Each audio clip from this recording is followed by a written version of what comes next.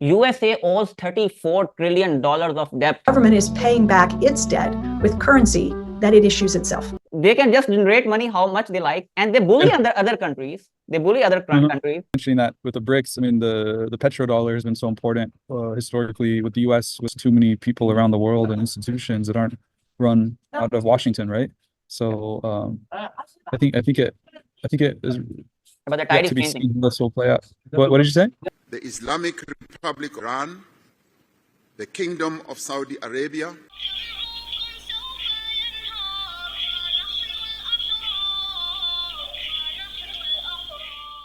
By saying that this BRICS question, USA, and I think we should start talking about this a lot. USA owes $34 trillion of debt, $34 trillion of national debt. And they cannot be questioned. And they say because the federal prints the money, so nobody can question them. Nearly $33 trillion. That's what the U.S. national debt was as of early September 2023. Referred to as the national debt is really nothing more than an accounting record. The federal government's the issuer of the dollar, so it can never find itself in the same sort of financial trouble that you might find yourself in when it comes to paying your debt back, because the government is paying back its debt with currency that it issues itself. They can just generate money how much they like, and they bully other countries. They bully other countries, with all their petrodollars and all these kind of things. With this, I mean, we were just mentioning that with the BRICS. I mean, the petrodollar has been so important historically with the U.S. with the deals it's had with the Gulf kingdoms and with Saudi Arabia. And I think one thing I read recently was how China had worked to create peace diplomatic overtures between Riyadh and Tehran, which is so important because a lot of the conflicts historically in the Middle East, kind of underneath the surface, the tension, that kind of miniature Cold War between Iran and Saudi Arabia has been a big driver of conflict. So these new multipolar initiatives are so important. Ethiopia, the Islamic Republic of Iran, the Kingdom of Saudi Arabia, and the United Arab Emirates to become full members of BRICS. The membership will take effect from the 1st of January 2024. You talked about the petrodollar and U.S. debt.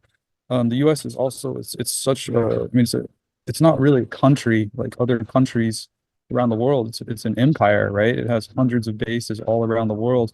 I mean, if you go to places like the Caribbean, a lot of the police officers, they actually get paychecks from the DEA, different U.S. agencies, where their paychecks they get from U.S. agencies will be more than the local government pays them. So just the footprint of U.S. power across the globe is unparalleled in history by an order of magnitude. You mentioned earlier about a multipolar. This is a very important point. Multipolar world, because USA doesn't like that. America doesn't like that. America wants all the power by themselves. So the context of BRICS, when I asked you about BRICS, was specifically for this thing.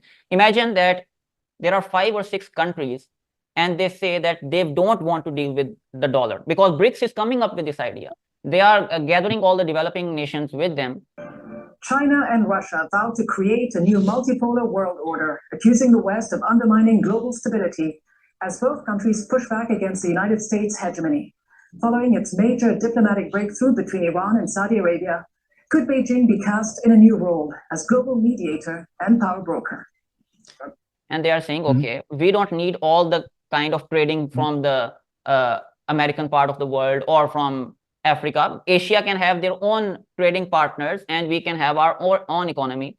So how do you see this kind of a world where we can sort of exclude ourselves from the American dollar?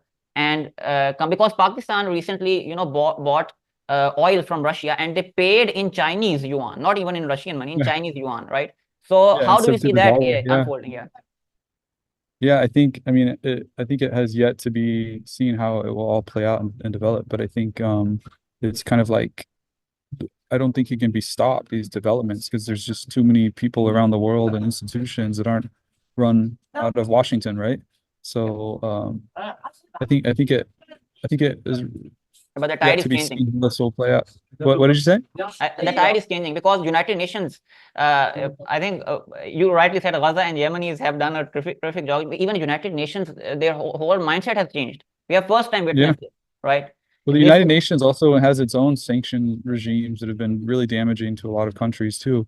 So, you know, the Security Council is the United Nations is not exactly democratic on a global level, right? It comes out of particular historical context, how it was developed, but at the same time, it's one of the only things there where all, you know, brings all countries of the world together. So it's the only thing permanent is change, right? Reality is contradictory. So there's no end point in the future. This is, you know, everything is open to constant you know, things can be defeated and then reignited, and so there is no, you can't think of an end point in history. That's the way I look at it.